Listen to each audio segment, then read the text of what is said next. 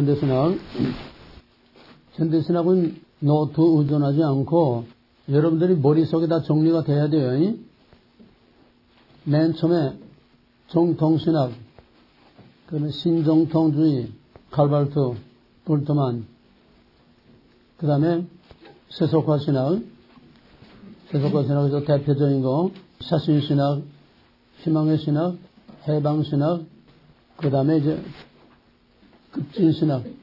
급진신학에서 이제 세속화, 합의곡수의 세속도시 등등 신학의 중요한 포인트 신학자들과 그거를 간결하게 다 정리할 수 있도록 정리해야 돼요. 그 깊은 내용대로 다 긴 설명은 여러분 자신이 이해도 하기 어렵고 그렇지만은 간략하게 정통주의 신학이란 뭘 말하느냐, 그 다음에 자유주의 신학은 뭐냐, 첫째, 둘째, 셋째, 넷째, 한 4가지 정도로 자유주의 신학을 정리해야 돼. 자유주의 신학의 특징은 뭐야? 맨 처음 모든 권위로부터의 자유, 모든 권위로부터의 자유. 그 다음에는 내재주의, 초월신은 없어. 내재주의, 인간과 윤리. 그 다음에는 인간의 윤리도 도덕적 완성으로서 지상낙원을 이룰 수 있다. 실존주의, 낙관주의, 그런 등등을 거기에 핵심적으로 포인트로 그렇게 요약할 수 있게. 칼발트 신학의 특징이 뭐냐? 칼발트 신학은 마찬가지로 실존주의 바탕으로 하고 있고, 칼발트 신학은 위기신학 또는 말씀의 신학이라고 그런다. 왜 위기신학이냐? 자유주의 신학, 계몽주의, 이성만능주의, 과학만능주의로 인간이 지상낙원을 이룰 수 있다고 낙관주의로 희망에 꽉 부풀어 있었는데 제1차 세계대전으로 인해서 모든 것이 하루아침에 다 붕괴되니까 거기에서의 위기의식이 오게 된 게 이게 뭐냐? 인간이 할 수 있는 게 뭐냐? 여기서 이제 위기의식을 느끼게 돼서 거기에 따라서 왜 이렇게 됐느냐? 결국 목회 차원에서 볼 때에 하나님을 버렸기 때문이다. 자유주의 신학. 자유주의는 하나님 없어요. 내재주의. 하나님 버렸기 때문이다. 초월신을 버렸기 때문이다. 그러므로 초월신을 찾아야 된다. 거기서 사람들이 전쟁의 폐허와 절망 가운데 있다가 그런 위기 상황에서 그런 위기에서 탈출하는 길이 초월신을 잃어버렸기 때문이니까 초월신을 찾자고 하는 거기에서 사람들이 태풍처럼 칼발트의 로마서 주석으로 인해 이제 태풍처럼 세상을 휩쓸기 시작했고, 그 다음에 왜 초월신을 잃어버렸느냐? 말씀을 버렸기 때문이다. 그래서 말씀으로 돌아가자. 이 2가지야. 칼발트 위기신학은 또 말씀의 신학이라고 그러는데 초월신을 버렸기 때문이다. 초월신을 찾자. 왜 초월신을 버렸느냐? 말씀을 버렸기 때문에 초월신을 그래서 말씀으로 돌아가서 말씀을 통해서 초월신을 찾자는 2가지가 칼발트 신학의 발단입니다. 칼발트가 찾아냈다고 하는 초월신은 뭐냐? 초월신은 우리가 볼 수 없어. 우리가 알 수 없어. 알 수 없는 신이 알 수 있도록 나타내 보여줘야 사람이 알 수 있어.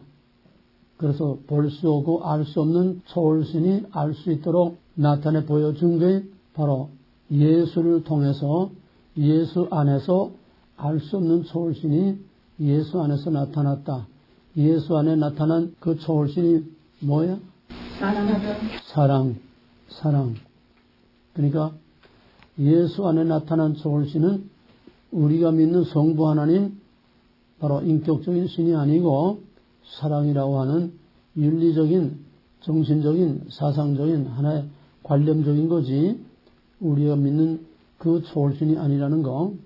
그래서 예수 안에서 나타난 초월신, 즉 사랑을 통해서 우리는 예수 안에서 하나님을 만난다. 예수 안에서 하나님을 만난다. 그러므로 우리는 예수 안에서 하나님을 만나고 예수 안에서 우리는 예수, 하나님, 사람이 예수 안에서 하나가 되는 것이다. 예수 이꼬로 사람 이꼬로 하나님. 그 다음에 예수가 이제 완전한 사람이다. 그러므로 예수가 완전한 사람이기 때문에 예수가 선택된 거는 모든 인간이 다 선택된 거다. 예수 이코로 사람이니까 예수가 선택된 건 모든 사람이 다 선택된 거다. 그러므로 선택만 있고 유기는 없다. 하나님은 누굴 선택하고 누굴 버린 거 선택과 유기가 없다는 거예요. 그러면 선택이라는 거는 많은 것들 중에 선택한 거니까 구별이니까 구별 안 되고 선택 안 된 게 있어야 될 거 아니야? 그럼 칼발도의 유기는 뭐냐? 칼발도에서 유기라는 거는 하나님이 누군 택하고 누군 택하지 않은 게 아니고 예수 안에서 다 택했는데 그 중에 일부가 하나님 즉 사랑을 받아들이지 않으므로 하나님을 영접하지 않으므로 인간의 모든 불의와 악과 이런 세상의 악을 행하다가 자기 행위로 인해서 받는 벌이 이게 바로 육이다. 이게 칼발도의 신학의 뼈대입니다. 그 다음에 예수 안에서 나타난 사랑을 우리가 받아들임으로 용서, 화해. 그래서 화해의 복음이라고 하는 거예요. 화해의 복음.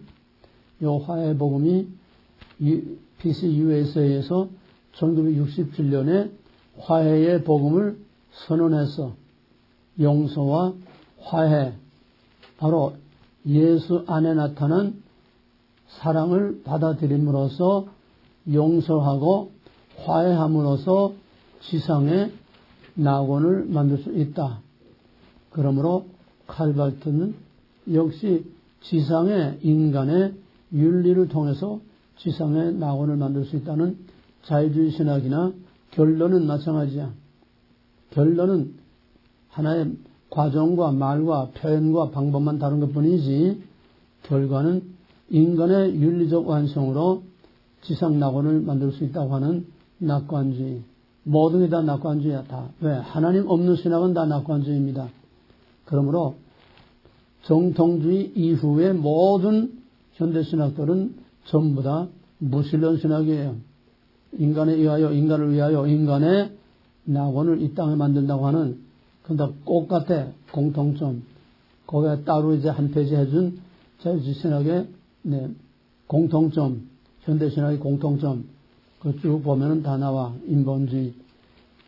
그 다음에 이제 같은 신정통주의에서 볼트만 확실하게 정리해. 멍청하고 듣지 말고. 볼트만은 맨 처음에 오리지널 예수를 찾았어. 왜? 복음서는 예수가 실제로 행한 행동과 말이 아니고 예수의 제자들이 그러니까 예수의 역사적 사실과 복음서 기록된 거는 시간적인 갭이 있다는 거예요. 당연하지 않아. 예수가 역사적으로 살아서 행동하고 말한 거하고 복음서가 기록된 거하고는 시간적인 시차가 있어. 당연하지. 그러니까 그 시차를 통해서 복음서 저자들이 오리지널 예수를 볼 수가 없고 복음서 제자들이 그 오리지널 예수에게다가 옷을 입히고 분장을 시키고 그럴싸하게 신비로운 이런 요소들을 추가해가지고서 예수를 신격화해서 예수 종교를 만든 거다. 그러니까 복음서에 나타나는 예수는 전부 옷을 덧입히고 분장을 하고 이렇게 다 변형시킨 추가로 다 이렇게 꾸며진 예수지 오리지널 예수가 아니다. 근데 오리지널 예수를 찾아야 되는데 오리지널 예수를 찾을 수 없어. 오리지널 예수를 찾는다는 것이 역사적 예수를 찾는다는 거예요. 역사적으로 예수가 실제로 한 말, 역사적으로 예수가 실제로 한 행동.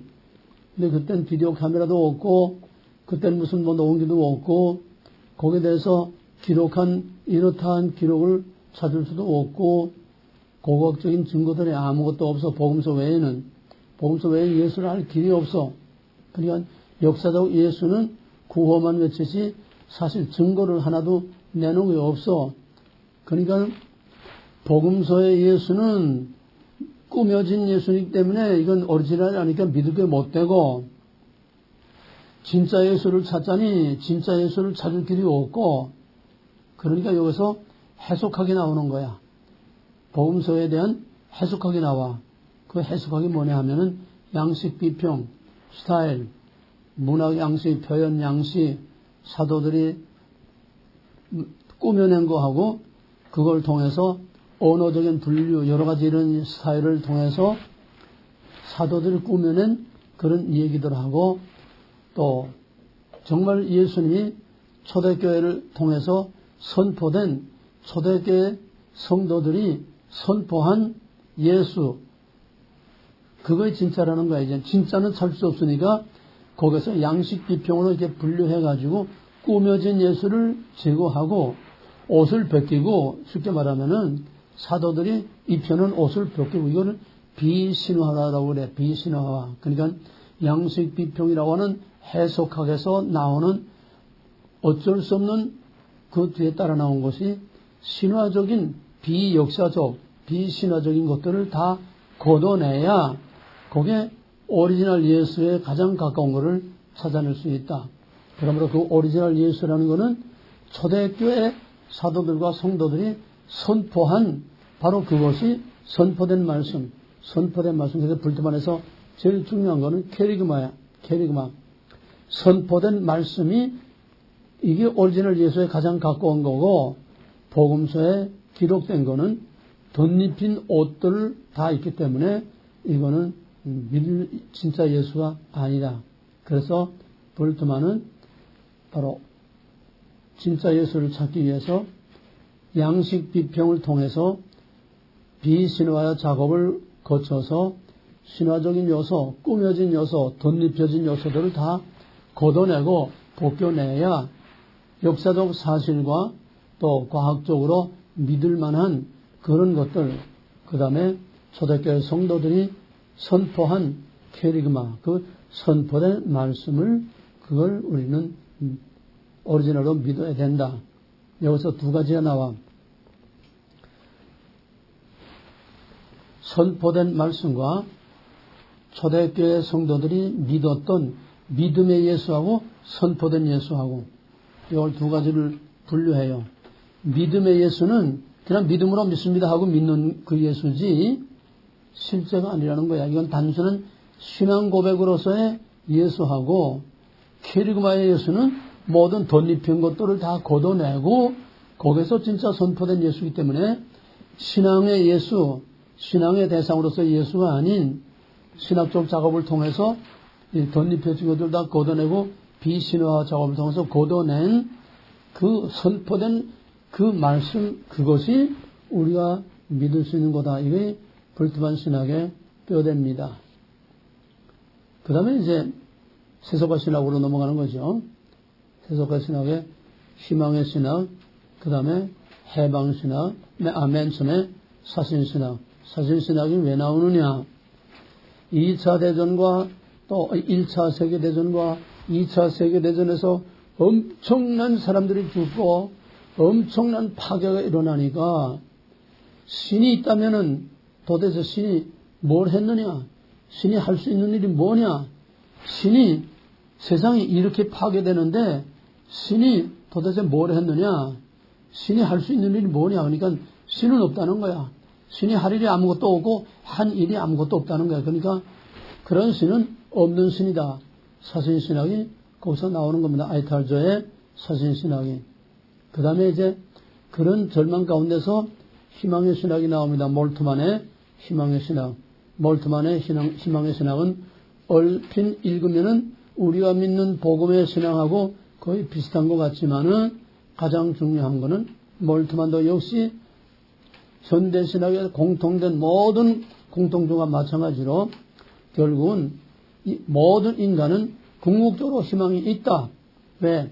예수가 다시 오심으로 종말에는 이 세상이 악인이나 의인이나 다 선하게 돼서 지상에 정말 그런 낙원이 이루어진다고 하는 종말에 예수가 오심으로 지상에 완전한 구원이 이루어지고 완전한 지상에 평화와 낙원이 이루어진다고 하는, 그러므로 종말에는 이런 희망이 있도록 그렇게 작정되어 있다는 거예요. 반드시 종말에는 그런 희망이 온다는 거예요. 이게 한 단계 더 발전돼 가지고 그 다음에는 해방신학, 주로 남미를 중심으로서 이루는 해방신학이 뭐냐 하면은, 아니 가만 종말까지 기다린다고 좋은 세상이, 그런 세상이 오겠느냐? 뭔 얘기 알겠어? 종말까지 예수님이 와서 살기 좋은 세상 만든다고 그날까지 가만 기다릴 수 있겠느냐? 지금 당장 압제와 착취를 당하고 있는데, 신학적인 논쟁, 말장난 가지고는 이건 아니다.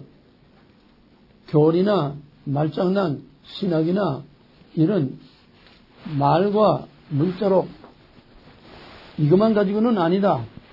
이제는 한 발 더 적극적으로 나가서 인간의 힘으로 싸워서 저 압제하는 자들을 다 때려 부시고 인간의 힘으로 모든 악을 제거하고, 그래서 인간의 힘으로 이 땅에 살기 좋은 세상을 만들어야 된다.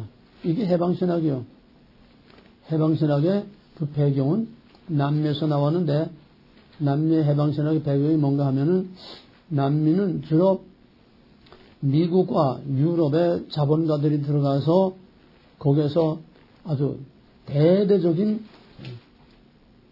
기업들을 만드는 거야. 대대적인 기업. 한 예를 들면은 아르헨티나는 그 스페인 사람들이 이제 왔지 않아? 아르헨티나는 땅이 워낙 넓으니까, 내가 1994년 아르헨티나에 갔더니 우리 형님 친구 그 교회 장로가 있는데, 백장로라고, 그 양반이 아르헨티나에 자기가 갖고 있는 땅을 대한민국 국민에게 한 쪽씩 다 놓아줘도 다 주지 못하고 남는 땅을 가지고 있대. 한 사람이. 땅이 워낙 넓으니까. 그러니까 스페인 사람들이 와서 자기 걸 주장하고 자기가 갖는 게 자기 땅이야. 뭐 누구한테 산 것도 아니야. 근데 지금은 이제 사지만은 그만큼 이제 땅이 넓고 싸니까 그 뭐 하느냐. 방목을 해. 그 아르헨티나의 평지는 이 습지가 많고 초지가 많아. 이제 관목이 많고. 그러니까 방목을 하는데 소가 몇 마리인지 몰라. 거기서 관리하는 현지인 하나 놔두고 소가 몇 마리인지 뭐 울타리가 있는 것도 아니고 그냥 그저 방목을 해. 그러다가 이제 1년에 뭐 한 번이나 두 번이나 이제 대형 추록들이 이제 몇십 대 와가지고서는 소들을 그냥 거기다 싣고 나가는 거야. 그럼 거기서 자연으로 거기서 생식 번성하는 거야. 그러니까 거기서 생식 번성, 자연 번성하니까 그냥 1년에 몇 번 와서 그냥 그 소들 시로 가기만 하면 돼. 뭐 거기에 사는 사람은 그냥 밥이나 먹도록 그냥 겨우 주면 되는 거고. 그러니까 투자하는 것도 오고 사려주는 것도 오고 아무것도 오고 가만 앉아서 그냥 1년에 수백 마리씩 그냥 소들이 팔려 나가니까 그냥 가만 앉아서 다 먹는 거야. 그럼 현지는 뭐냐? 현지는 죽도록 일해봐야 땡돈 한 푼 남는 게 없어. 그냥 밥이나 겨우 얻어 먹는 거야. 이게 한 예를 든 거야, 내가. 그러니까 남미에는 미국과 유럽 사람들이 들어와가지고 전부 다 투자를 하고 기업을 만들고 해가지고서 남미 사람들을 부려만 먹고 돈은 저희들이 다 걷어먹으니까 남미 사람들은 죽도록 일해봐야 나아지는 게 하나도 없다는 거야. 달라지는 게 하나도 없다는 거야. 지방칸 말을 못하고서 겨우 그 밑에 붙어서 밥이나 얻어먹는 이거를 종속이론이라고 해요. 종소는 거기에 속해서 정말 노예 아닌 노예처럼 완전히 속해 있어서 그들을 위해서 그냥 죽도록 충성하는 것뿐이지 말하자면 노예와 같다는 거야. 여기에 반기를 들고 일어난 것이 바로 해방신학이야. 이해가 되겠어요? 그들을 통해서 그러니까 그를 자본가들을 다 때려 없애버리고 우리 스스로 압제하는 자를 없애고 우리 스스로 우리를 지배하고 우리를 착취하고 이런 제도적인 이 악을 다 없애버리고 우리 스스로 그들로부터 싸워서 투쟁해서 눌린 자, 갇힌 자, 가난한 자, 병든 자를 구출해내야 된다는 거야. 이게 해방신학이야. 이거를 다른 말로 말하면 혁명신학이야. 혁명신학. 공산주의 혁명과 똑같아. 오늘 북한의 공산주의자들이 말하는 것과 똑같아. 눌린 자들, 압제당하는 자들을 해방해야 된다고 하는 거. 남한은 미제국주의에게 압제를 당하고 있는 그들을 해방해야 된다고 하는 거. 똑같아. 바로 프란체스코 교황이 바로 여기서 나왔다는 걸 우리는 주시해야 됩니다. 뭔지 알겠어? 그래서 가난한 자만 찾아다니고 눌린 자 찾아다니고 외로운 자 찾아다니고 낮은 자리에 찾아다니면서 평화의 천사인 것처럼 가장하고 다니는 이게 해방신학의 바로 이거야. 사람들을 속이면서. 그러나 이걸 비약시키면은 공산주의의 해방이라고 하는 건 해방이 아니라 노예화시키는 거야. 공산주의 해방은 해방이 아니라 구원이 아니라 노예화시키는 거야. 이걸 우리가 놓쳐서는 안 돼. 내가 작년 1년 동안에 엘러지가 완전히 엘러지로부터 자유했는데 이번에 겨울에 2달 반 동안 감기를 그냥 먹지 못하고 자지 못하고 계속 그러고 또 이제 위장병으로 계속 그냥 몇 달째 그러니까 면역이 떨어져가지고 엘러지가 돌아와. 이런 해방신학이 결국은 뭐냐? 혁명신학이야. 공산주의 똑같아. 사회복음주의라는 건 어떤 특수한 이즘을 말하는 게 아니야. 인간의 힘으로 살기 좋은 세상을 만들자 하는 게 사회복음주의이기 때문에 해방신학도 사회복음주의, 모든 자유주의, 현대신학 다 사회복음주의야. 인간의 힘으로, 인간의 윤리적 완성으로, 다만 방법들만 다른 거야. 해방신학은 물리적인 투쟁으로 싸워서 저놈들 때려부시고 거기서 구출을 해서 우리 스스로 자유를 얻어야 된다고 하는 거. 가장 적극적인. 그래서 남미의 게리라들이 해방신학에 충동해가지고 게리라들이 일어나는 겁니다. 바로 이 해방신학을 한국적 해방신학으로 변형을 시킨 거야. 그게 민중신학이에요. 민중신학. 민중신학은 한국의 해방신학이야. 그래서 해방신학이 뭐라고 한마디로? 무슨 이론? 종속이론. 종속이론. 이게 해방신학의 키워드야. 종속이론. 바로 한국의 민중신학, 한국의 해방신학이 기독교 장로회의 그 신학자들에 의해서 이게 이제 본격적으로 한국에 심어지기 시작했어. 그래서 기독교 장로회 한국신학대가 나온 사람들이 기업체대, 중소기업의 위장 취업에 들어가가지고서 그 노동자로 위장 취업에 들어가가지고서 거기서 사람들 자꾸 세뇌시켜, 뭘 세뇌? 종속 이론을 자꾸 심어주는 거야. 1%의 가진 자 때문에 99%가 지금 다 착취를 당하고 너희들 죽도록 일해봐야 집 한 칸 마련하지 못하고 죽도록 일해봐야 겨우 돈 벌어서 집에 몇 푼 붙여주고 이 뒷공사리밖에 못해. 저놈들을 때려 부시고 우리 스스로 자유를 얻어야 돼. 이걸 자꾸 심어줘가지고 이게 우리나라에서 맨 처음 이 민중신학 터지기 시작한 것이 우리나라 산업화 과정에 70년대 초반에 산업화 겨우 일어나기 시작할 때 뭐부터 시작했는지 알아? 우리나라 산업화가 뭘부터 시작했는지 알아? 가발공장으로 시작했어. 내가 바로 면목동의 가발공장 다음 옆에 살았어. 이게 우리나라 노동운동 발단이야. 시작이야. 그러니까 종속 이론을 그냥 심어줘가지고 이놈들 죽도록 일해봐야 저놈들 다 때려 부숴야지 저놈들 있는 한 우린 죽도록 일해봐야 노예밖에 안 돼. 그래가지고서 그 여공아이들이 시골에서 올라온 여공아이들은 처음에는 돈 벌어서 집에 보내는 그 기쁨 때문에 그냥 서로 오버타임을 그 조장들한테 그냥 뇌물을 쏘가면서 그냥 막 시간 더 달라고 그러고 8시간, 16시간, 10시간 부족해서 그냥 그저 어떻게 하면 더 일할까 정말 꿈에 부풀어서 이렇게 했는데 이 사상에 들어가니까 그때부터 이게 공산주의 수법이야. 불평을 심어주고 불평이 이제 꽉 차게 되면 그 다음에 목표를 딱 정해줘. 너 누구 때문에 이렇게밖에 안 되느냐. 목표를 정해주고 그 다음에 증오심을 불러오니까 똑같아. 지금 촛불 문화나 똑같은 거야. 증오심을 줘. 저놈들이 다 죽여버려. 없애버려야 너희가 자유를 얻을 수 있다. 이게 해방이야. 그러니까 이 여공아이들이 처음에는 희망과 꿈에 부풀어가지고 그냥 열심히 그냥 땀 흘려 허리 쫄고 일하다가 그게 아니다. 이젠 완전히 세뇌가 돼가지고서 일도 하지 않고 파업을 하고 그 다음에 그 수출품 나가는데 나가지 못하게 전문에 전부 다 그냥 저통 뚫어내놓고 거기다 불어넣어가지고 수록이 나가지도 못하고 들어도 못하게 하고 이런 야단을 하다가 경찰이 지나가니까 마포에 민주당 당사로 가가지고서 거기서 데모하면 이러면서부터 우리나라의 노동운동과 우리나라의 반정부 투쟁운동이 여기서부터 시작해. 그 이상 내가 기니까 얘기하지 않겠어. 이게 해방신학이라는 거야.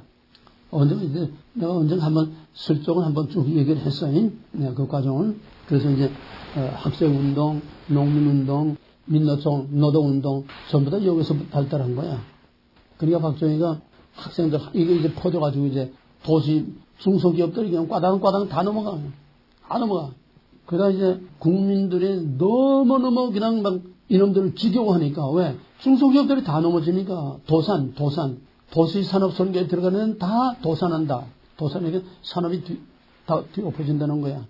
그때만 해도 여론이 순수하니까 여론이 또 이걸 뒷받쳐주고 하니까 이게 설 자리를 국민들로부터 배신당하면 혁명이라는 건 국민의 지지를 얻어야지 국민들로부터 배신당하면 혁명은 절대 못해. 공산주의 이런 원리야. 국민으로부터 버림받으면 절대로 혁명을 못한다는 거야.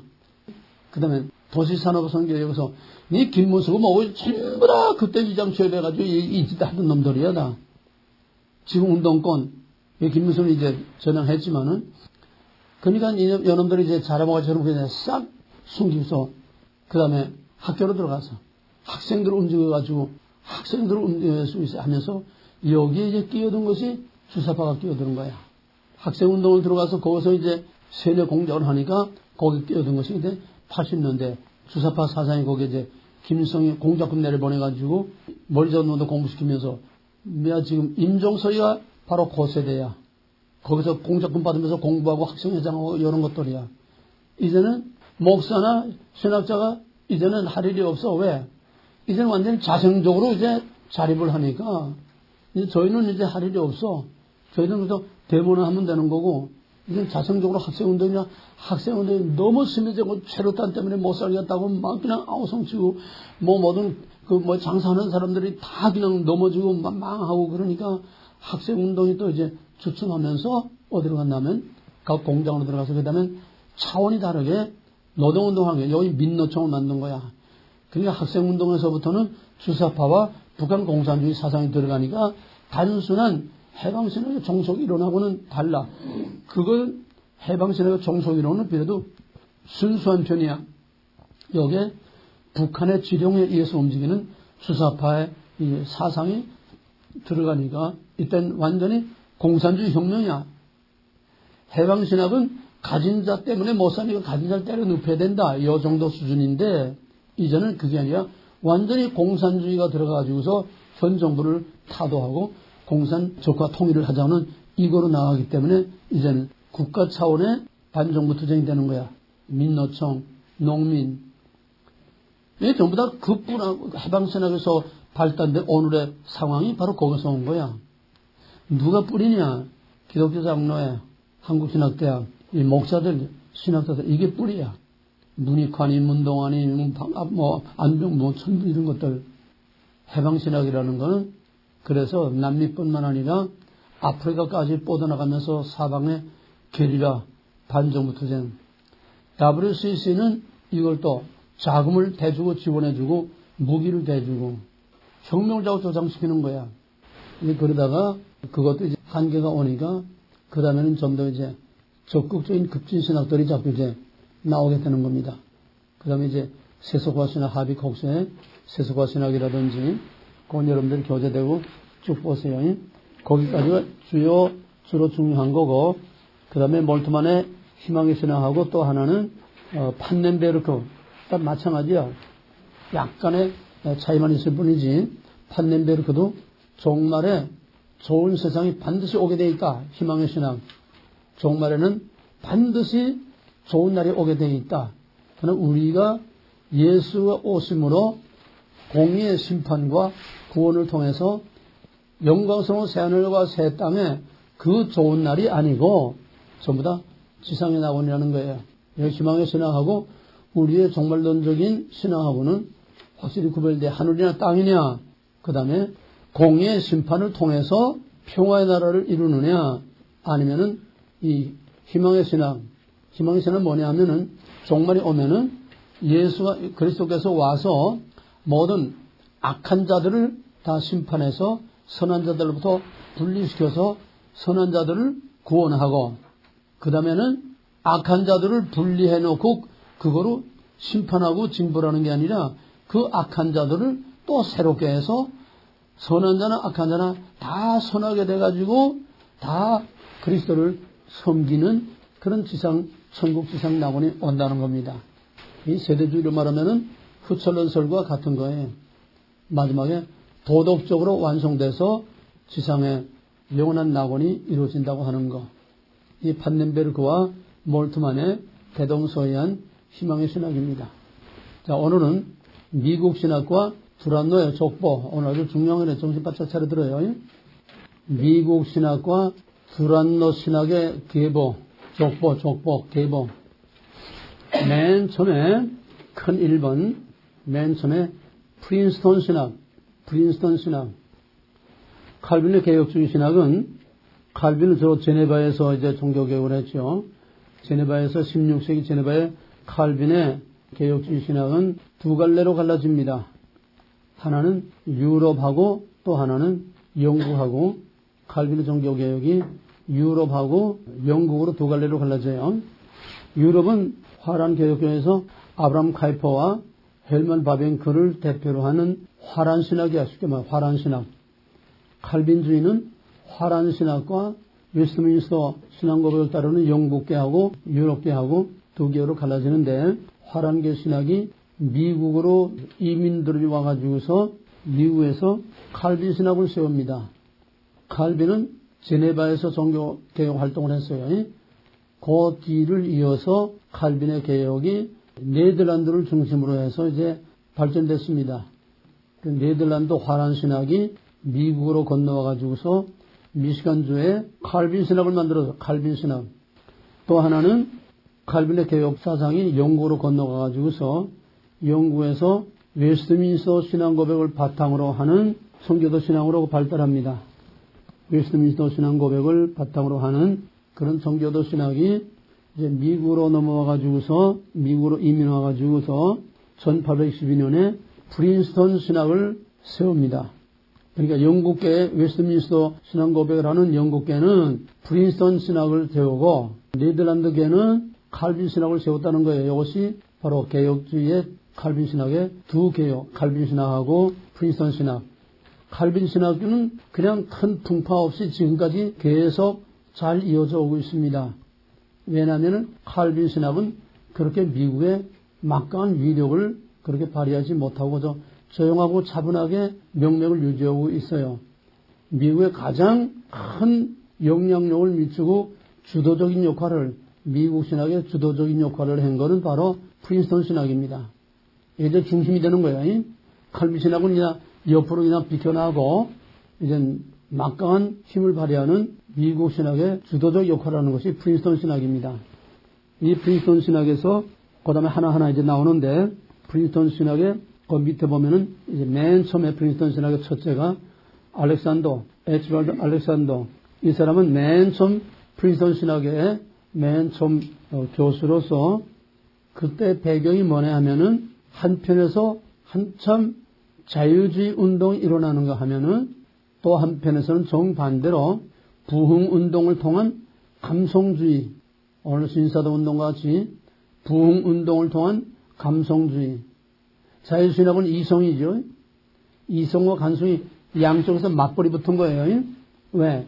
자유주의 신학이 무신론 신학이니까 거기에 반동으로 영국의 존 웨슬레의 영향을 받고 존 웨슬레이의 부흥운동이 미국으로 넘어와가지고 그 영향을 받아 일어난 것이 미국의 19세기 대각성운동, 부흥운동입니다. 한쪽에서는 독일 신학이 넘어와서 자유주의 신학이 미국에서 이제 뿌리를 내리고 퍼져나가기 시작하고, 또 한쪽에서는 영국의 존 웨슬레이의 부흥운동이 미국으로 건너와서 미국에서 큰 대각성운동이라고 하는 큰 부흥운동이 일어나고, 부흥운동이라는 건 성령운동이에요. 쉽게 말하면 여기서 엄청난 신의 역사, 기적의 역사, 이런 운동이 일어났습니다.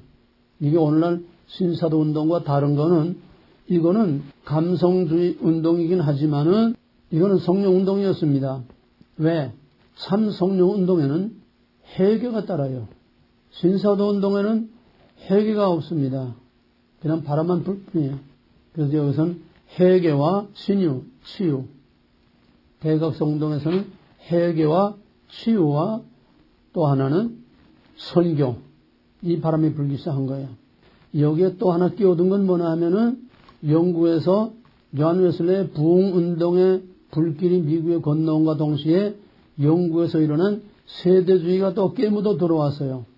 그래서 미국의 부흥운동과 세대주의는 서로 휘용쳐가지고 미국의 대부흥운동과 함께 세대주의가 미국을 다 장악해버리고 말았어요. 바로 그러한 배경에서 알렉산더가 프린스턴의 맨 첫 번째 교수로서 막중한 시대적 사명감을 느끼게 된 겁니다. 왜? 무신론적인 자유주의 신학하고 이성만능의 자유주의 신학에다가 정반대로 감성주의 부흥운동이 일어나니까 이런 혼란 가운데서 뭔가 확실한 정통주의 신학을 세워야 되겠다는 사명감을 가지고서 이 알렉산더가 웨스트민스터 신앙고백을 중심으로 한 신학을 바로잡기 시작했습니다. 자유주의 신학의 싸늘하게 죽은 신학에다가 열정으로만 가득 타 있는 이런 감성주의에 젖은 이 사람들에게 하나님의 주권 사상과 웨스트민스터 신앙고백을 통해서 신학적 방향을 확정지으며 동시에 신학과 경건, 신학과 영적인 경건을 갖춘 영적 지도자를 양성하는 데에 주력을 했습니다. 한쪽에서는 자유주의 신학이 점점 일어나기 시작하고 한쪽에서는 정반대로 감성적인 영적인 부흥도 일어나니까 이런 혼란 속에서 올바른 신학을 정립해야 되겠다.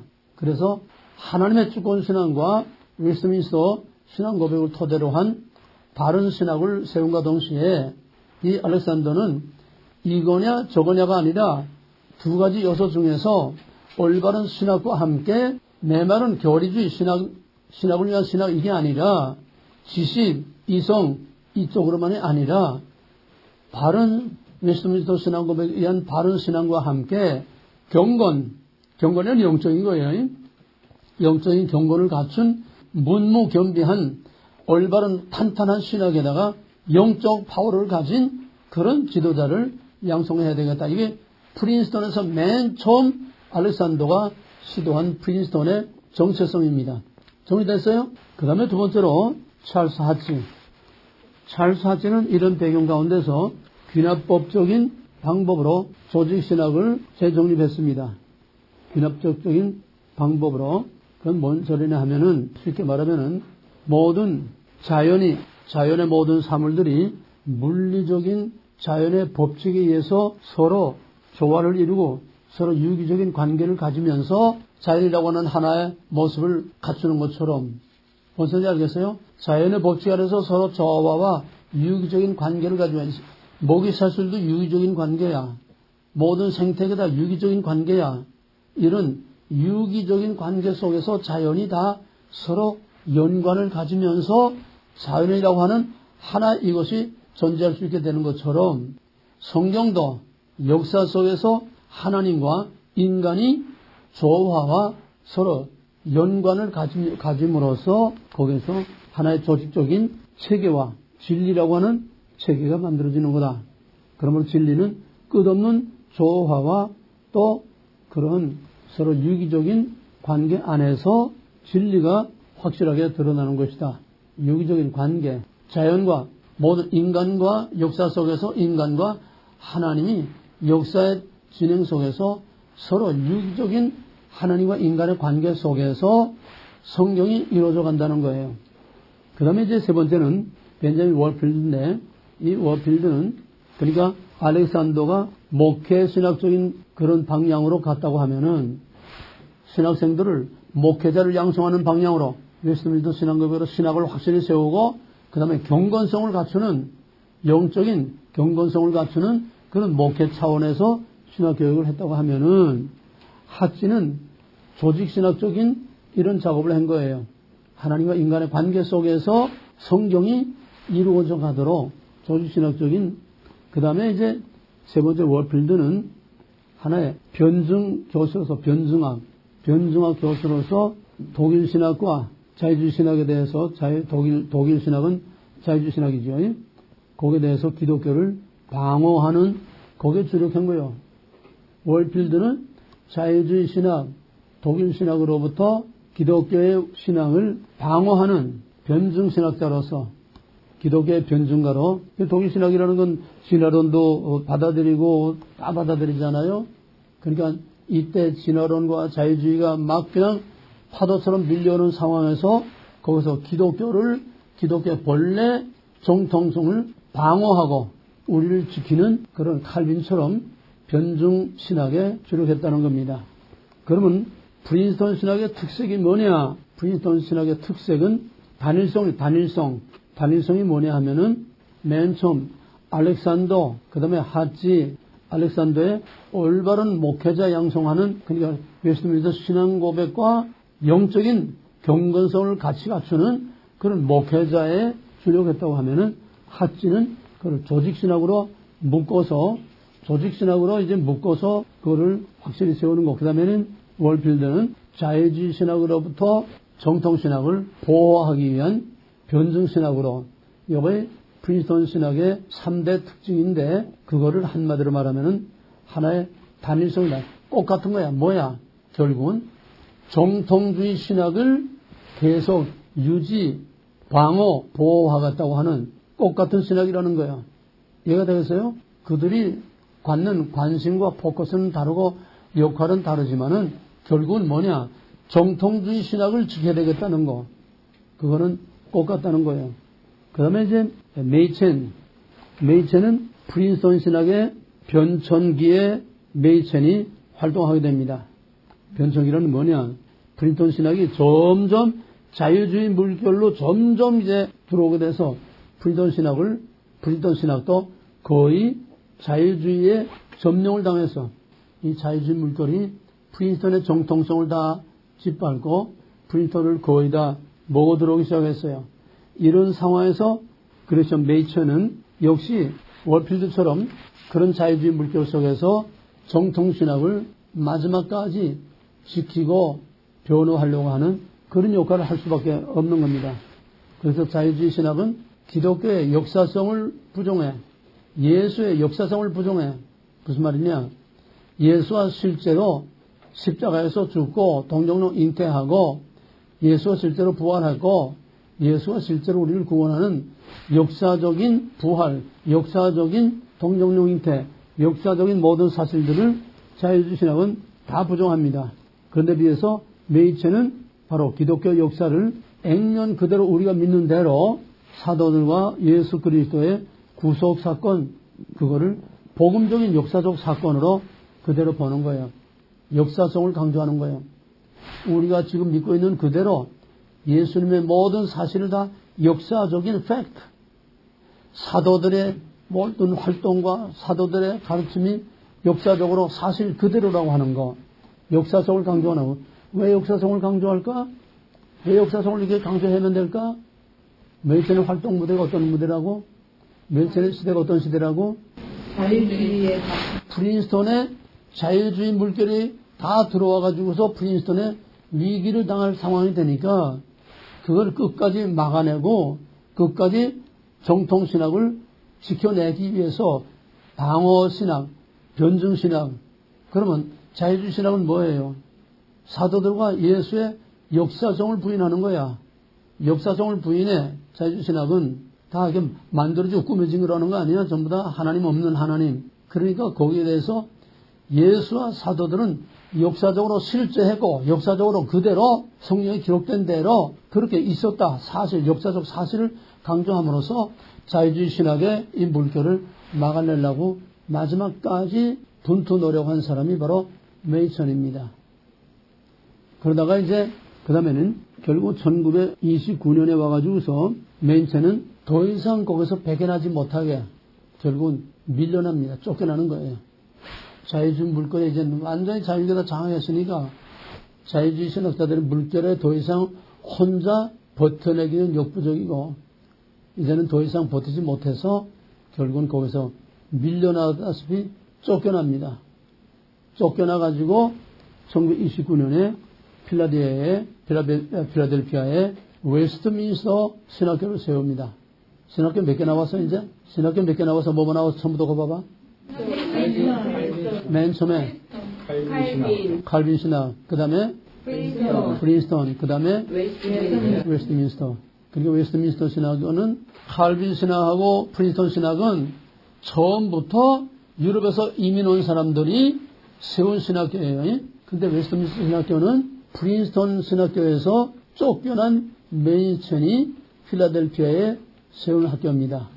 메이천이 뭐라고 했냐면은 그 교재 보게 되면은 웨스트민스터 신학교를 세우고서 맨 처음 개교 예배를 들 때, 개강 예배를 할 때 메이천이 뭐라고 했냐면은 프린스턴 신학교는 이제 죽었지만은 프린스턴 신학교의 전통은 우리 웨스트민스터에 의해서 계속 살아있고 웨스트민스터 신학교는 하나님의 은혜로 계속 프린스턴의 정통성을 손상시키지 않을 것이다.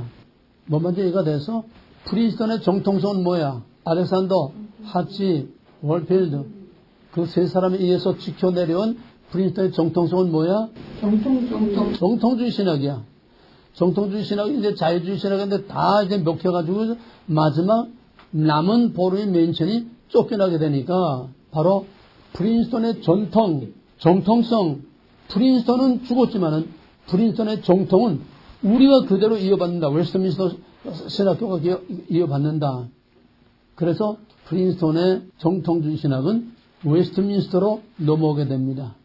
그 다음에 이제 말할 것도 세 번째로는 자유주의 신학을 강력하게 배척하는 겁니다. 여기까지 일단 정리해 놓고 그러면 좀 족보를 좀 정리해 봐야 되겠어요. 정교개혁의 맨 처음 칼빈의 신학이 화란 신학으로 하나 오고 하나는 영국으로 와서 여기서 웨스트민스터 신학급이 나오게 되는데 화란 학파에서 여기서 나온 것이 칼빈 신학교예요. 미시간의 칼빈 신학교. 그 다음에 영국에서 넘어온 웨스트민스터 신학급의 그 계열에서 넘어온 사람들이 프린스턴 신학교를 세웠습니다. 프린스턴 신학교가 또 자유주의화함으로써 여기서 갈라져 나온 것이 웨스트민스터 신학교. 그러면 현재 미국에 지금까지 정통주의 신학을 지탱해 오는 것은 칼빈 신학교하고 웨스트민스터 신학입니다. 이것이 정통주의 신학을 지켜오고 있는 거예요. 칼빈 신학은 이렇다 할 큰 변동 없이 오늘까지 그냥 그대로 유지되어 오고 있는데 왜? 칼빈 신학은 미국의 주도권을 갖는 그런 막강한 파워를 갖는 그런 신학교가 아니에요. 그냥 조용히 그 자체로서 유지되어 오고 있는데 미국의 중심에서 미국의 교회들을 영향을 미치고 있는 가장 막강한 힘이 프린스턴이었으니까 프린스턴이 자유돼서 죽으니까 거기서 나와서 웨스트민스터가 나왔는데 지금 이 웨스트민스터가 미국에서 가장 대표적인 지금 보수 신학인데 엄밀히 말하면은 이 웨스트민스터도 지금 다 잡동사니로 다 뒤섞이고 말아서 이제 미국의 진짜 보수는 거의 찾아보기 어려울 만큼 그나마 이제 칼빈 신학교가 큰 풍파 없이 그나마 보존돼 오고 있는데 예외 없이 어디나 다 섞여 들어오고 확 바뀌는 게 아니라 살금살금 칼라가 점점 달라진다는 얘기예요. 세속화돼 가고 있는 거야. 어쩔 수 없어. 그럼 내가 왜 얘기를 하느냐. 한경직과 김재준이 프린스턴 나왔어요. 자, 이제 잘 들어. 프린스턴에서 웨스트민스터로 갈라져 나온 이후는 그 이전을 구 프린스턴이라고 그래요. 구 프린스톤, 그 정통성을 갖는 프린스톤이야. 갈라져 나오고서는 완전히 자유주의 쪽으로 다 갔기 때문에 그때는 그 프린스톤의 영광스러운 그런 찬란한 프린스톤이 아니라 이미 자유주의화된 프린스톤이야. 그건 후기 프린스톤이야. 그러면 김대중과 한경직은 이미 자유주의화된 후기 프린스톤을 생긴 거야. 이게 한국 장로교의 두 뿌리인데 이제는 한국교회로 넘어가는 거야. 한국교회로 넘어가서 해방이 되고 나서 한국의 장로교는 대표교단입니다. 대교단이에요. 나머지 감리교도 별 그렇게 감리교는 경기도를 중심으로 해서 또 황해도 하고 그 일부 저기였지 그렇게 전국적으로 파워를 갖고 있지 않았어요. 장로교는 평양을 중심으로 해서 막강한 파워를 갖고 있었습니다. 대교단이에요. 그 대표 교단이 장로교가 해방이 되니까 맨 처음 무슨 문제가 대두되나 하면은 신사참배 찬송한 사람들하고 신사참배를 끝까지 거부한 사람이 딱 갈라지는 해방이 되니까 배교자라는 거야. 제세례파, 재건파라고 하는 그 재건파하고 고신파, 고려파가 맨 먼저 보이콧하고 나갔습니다. 맨 먼저 고려파, 재건파가 갈라져 나가고 그 다음에 한경직 목사가 에큐메니카를 끌고 들어왔어요. 에큐메니카를 끌고 들어오니까 정통주의를 주장하는 사람이 이건 아니다. 우린 너희들로부터 갈라져 나간다. 그래서 여기서 갈라져 나온 것이 합동입니다. 그러자 김재준이 서울역 앞에서 이제 조선신학이라고 따로 하고 있었어요. 김재준이 칼발트를 끌고 들어오니까 그때는 한경직 쪽에서 그게 한경직 파워가 크지 않아요? 크지만은 김재준도 이 세력은 그렇게 크지 않아도 얕잡아 볼 적이 아니거든요. 이것도 신학교를 가지고 있고 그러니까 여기에서 이 한경직 쪽 그러니까 장로교지 말하자면 아직은 장로교야. 장로교에서 김재준이를 2단으로 목사직을 면직시켜 버렸어. 2단. 그러니까 여기서 김재준이가 갈라져 나고서 기독교 장로, 한신, 한국신학대학을 중심으로 한 기독교 장로, 기장하는 거, 기독교 장로를 세웠어요. 합동은 또 여기서 또 뭐가 갈라져 나오면 합실이라는 게 또 갈라져 나와. 대한신학이 또 여기서 갈라져 나와. 신학교가 갈라져 나온 건 아니야. 여기 합동 쪽 사람이 나와가지고 대신신학을 세운 거지. 신학교를 갈라가지고 나온 건 아니야.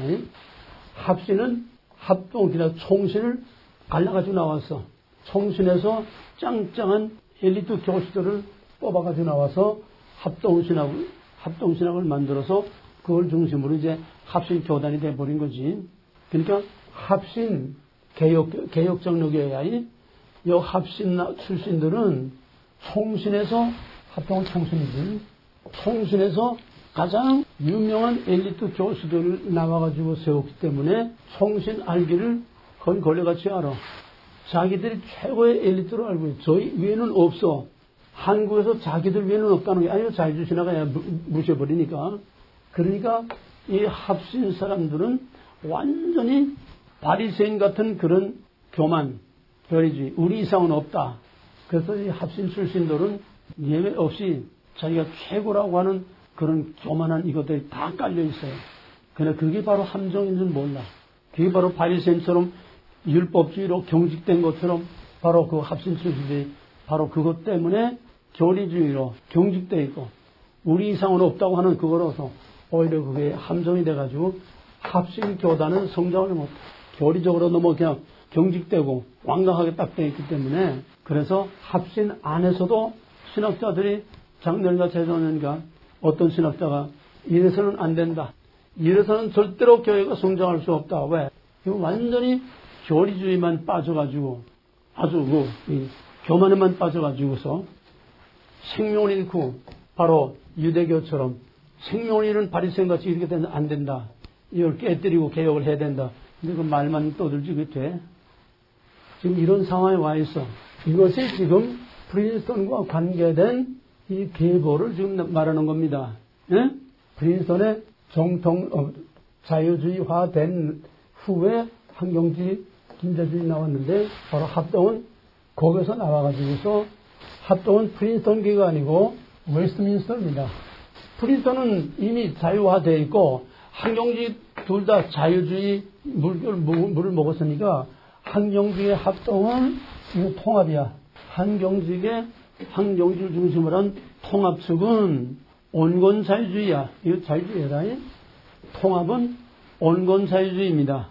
그 다음에 기독교 장로, 김재선의 기독교 장로는 아주 극좌야. 극좌. 완전히 공산주의야. 극좌입니다.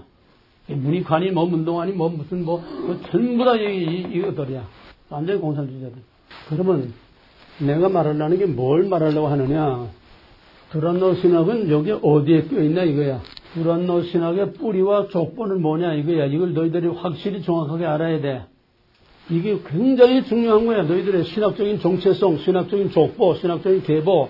이게 확실하게 알아야 너희들이 바람을 막을 수 있고 언제 어떤 선생님 너희들이 당당한 너희 정체성을 확실히 말할 수 있고 방어할 수 있고 지킬 수 있는 거야. 뭔 소리인지 알았어? 두란노의 정체성을 확실히 알고 족보를 확실히 알고 있어야 된다는 거야. 너희들이 이제 적어도 신학 과정을 하면은 두란노에서 내가 안 가르치지만은 신학 과정을 하면 너희들이 신학적인 정체성, 두란노의 신학적인 정체성과 신학적인 족보와 신학적인 계보가 어떻게 돼 있다고 하는 너희들의 확실한 DNA를 확실히 말할 수 있어야 된다는 거야. 그럼 두란노의 신학적인 족보는 어디죠? 지금 합동의 뿌리는 웨스트민스터입니다. 전부. 합동의 가장 막강한 모든 교수들은 다 웨스트민스터 출신들이고 웨스트민스터 뿌리야. 두란노가 어디서 나와서? 합동에서 나왔잖아. 그럼 뭐야? 웨스트민스터 신학이야. 그리고 광나루 장씨는 온건 자유주의, 환경지, 에큐메니컬, 또 한국신학대학은 아주 극좌. 그 다음에 이제 여기 나오지 않은 고신도 웨스트민스터예요. 왜? 보수는 웨스트민스터밖에 남은 게 없으니까, 프린스턴은 다 무너졌으니까. 그러니까 한국교회의 신학의, 보수 신학의 뿌리는 웨스트민스터라고 하는 거. 이해가 됐어요? 이제 두란노 족보를 알았어? 두란노 족보 알았어? 네. 확실하게 이건 보통 중요한 게 아니야. 너희들이 바람 맞지 않고 엉터리 취급받지 않고 너희들이 정말 날라리 취급받지 않으려면은 너희들 신학적인 뿌리와 족보와 너희들의 정체성이 확실히 정체성 확실히 말할 수 있어야 돼. 우리 이런 신학을 했다. 어디 가서 무슨 신학 했냐? 웨스트민스터 신학을 했다고 그러면 돼. 응? 총신, 합동, 웨스트민스터, 두란노 다 똑같은 웨스트민스터 신학이야. 그 웨스트민스터 신학이 정통주의 신학이라는 거야. 합동은 그럼 전혀 섞이지 않은 거예요? 그러니까 합동이 환경주의에서 나올 때 전혀 웨스트민스터가 섞이는데 합동이라고 왜 안 섞이겠어? 자유주의까지는 들어안 가도 야금야금 조금씩 변형되고 무너져 내려가고 어쩔 수 없어. 시대가 그러니까. 이제는 정말 순수한 정통성을 갖는 개혁사상의 정통성을 갖는 그런 정통신학을 갖는 그런 학교는 힘들어. 부분적으로 벌써 다. 왜 젊은 교수들 지금 자꾸 애국에서 공부하고 들어오는데 그 물 안 먹고 들어오겠어? 아마 웨스트민스터 가서 공부한다고 해도 벌써 웨스트민스터에도 벌써 다 물을 먹어 들어가고 있는데 그 영향을 안 받겠어? 자꾸 이제 새로운 거를 자꾸 추구하게 되니까 네, 오늘 거기까지만 우선 하고 한 사람만 더 하면은 루이스 벌거프는 칼빈 신학 교수입니다. 칼빈 신학 교수예요. 칼빈 신학 조직신학 교수로서 이 사람은 정통주의지만은 정통주의의 문제가 뭔가 하면은 정통주의 문제 또는 근본주의 문제가 뭐냐 하면은 영적인 구원만 말하고 사회와 이웃에 대해서 너무 취약하다는 거야. 그래서 교회는 사회에 대해서 책임 있는 그런 존재가 돼야 된다는 거야. 이게 보수 교단의 가장 큰 약점입니다. 보수 교단은 그저 영혼 구원에만 치중하기 때문에 사회에 대해서 그렇게 책임 있는 그런 활동을 많이 하질 못했어요. 그러니까 반동으로 사회복음주의들이 판을 치게 되는 겁니다. 우리가 할 걸 못하니까 다 일장일단이 있어요. 그 다음에 보수 교단의 또 하나의 문제는 뭐냐 하면은 배타성. 정통주의를 지키려니까 배타를 해야 돼. 왜? 속기면 무너지니까 배타를 해야 돼. 바로 이 배타성 때문에 배타할 거를 배타하고 용납할 걸 용납해야 되는데 바로 이 배타성 때문에 맨 처음에는 자유주의 신학을 배타하는 건 당연해. 근데 이 배타성이 체질화돼가지고 저희끼리 배타하는 거야. 응? 신학적인 문제가 아닌 다른 문제 가지고 저희끼리 배타하고 그래서 여기서 보수신학의 가장 치명적인 약점은 뭐냐면 이 배타성 때문에 저희끼리 배타해서 수많은 교단으로 자꾸 쪼개지고 갈라진다는 거야. 지금 대한예수교 장로의 이름을 갖는 교단이 한 100개 교단이 된대. 기독교 장로회나 자유주의, 기독교 장로회나 통합 측은 갈라져 나가는 교단이 없어. 싸우지 않아. 왜? 저희들 다 관용하니까. 관용한다는 뭐야? 배타가 없다는 거야. 그러니까 젠틀해. 아주 젠틀해. 이 통합적 사람들은 주로 평안도 사람이 많은데 아주 신앙이 얼마나 깨끗하고 젠틀해요. 합동은 그 대신 구질구질해. 사람들이 구질구질해. 기질들이 구질구질해. 꼬리까분하고 대화가 안 되고 말이 안 통하고. 이 합동은 주로 황해도가 주축입니다. 통합은 평안도가 주축입니다. 기장은 전라도하고 함경도가 주축입니다. 그러니까 어쩔 수 없어요. 신학적으로 갈라진 것도 결국은 지방적이 안 될 수가 없어요. 기장을 원래 나간 것이 아주 골수 함경도야 다. 기장은 전부 골수 함경도. 그러니까 공산주의 빨대들. 거기다 전라도. 이게 기장 바닥이야. 합동은 전라도도 있고 또 주로 황해도가 주축이야. 구질구질해. 끈질끈질해. 니전투라고 그러잖아. 니전투. 논바닥에서 서로 개들이 싸우는 거네. 황해도에서 끈질긴 그릇 때문에 독립운동가도 거기서 이제 많이 나오지만은 평안도는 맨 처음 개화된 데야. 무슨 알겠어? 맨 처음 개화된 데가 평안도야. 그리고 사람들이 제일 개화가 됐다는 건 진보됐다는 건 그만큼 새로운 거를 잘 받아들이고 그만큼 젠틀한 거예요. 젠틀. 깨끗해. 구질구질하지 않아. 쌩하고.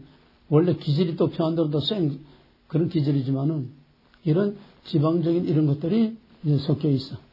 예, 그 다음에 뭐 한두 개 남았는데 그거는 여러분들이 그냥 교재가지고 익히고 오늘은 여기까지만 우선 하겠습니다. 미국과 한국의 보수신학과 진보신학, 미국과 한국의 자유주의 신학과 정통주의 신학 그 계보가 어떻게 됐느냐. 두란노의 신학의 족보와 계보는 어디에 어느 계열에 어떻게 속해 있느냐. 이걸 정확하게 여러분들이 기억하시기 바랍니다.